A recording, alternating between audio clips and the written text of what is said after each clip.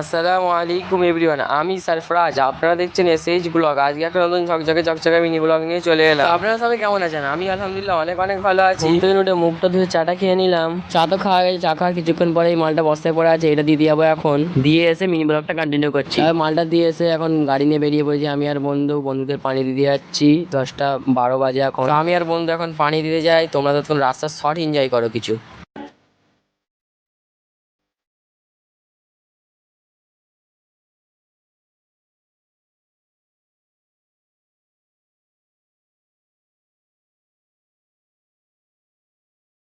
তারপরে 10টা 40 বাজে এই মালটা নিয়ে বেরিয়ে পড়ে যখন মালটা দিতে যাচ্ছি। তো বন্ধুগণ, আপনারা তো ভিডিও দেখছেন, সাবস্ক্রাইব করছেন না, তো কি করছেন? তাড়াতাড়ি সাবস্ক্রাইব করে নেন। তো মালটা দিয়েছে, এই সাইকেলটা আমার রয়েছে।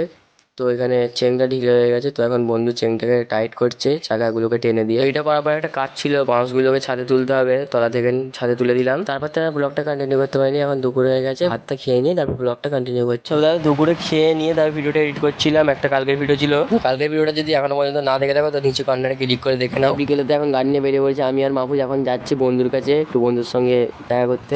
ভিডিওটা একটা ক্লিপ নিয়ে নিলাম, আমি মাহফুজ আর বন্ধু রয়েছি। ক্লিপটা নিয়ে তারপরে বন্ধুর সঙ্গে গল্প করছিলাম একটু। তখন সন্ধ্যা হয়ে গেছে, চা খেতে বসে পড়েছি।